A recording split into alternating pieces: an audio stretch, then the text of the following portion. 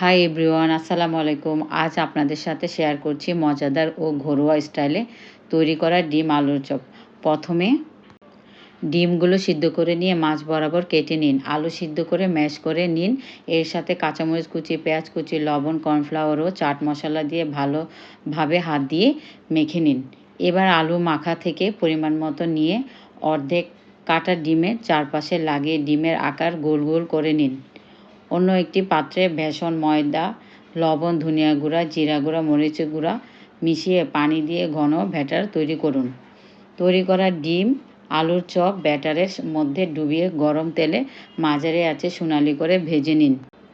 হয়ে গেল মজাদার ক্রিসপি ডিম আলুর চপ। সিম্পল একটা রেসিপি, কিন্তু খেতে দারুণ মজা। ইফতারের টেবিলে দারুণভাবে মানিয়ে যায়। আলুর চপ ছাড়া ইফতারি তো কল্পনাও করা যায় না। প্রতিদিনের ইফতারের টেবিলে ডিম আলুর চপ লাগেই লাগে।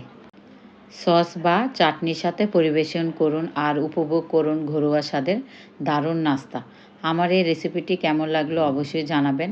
ভালো লাগলে লাইক, কমেন্ট, শেয়ার করবেন। আল্লাহ হাফেজ।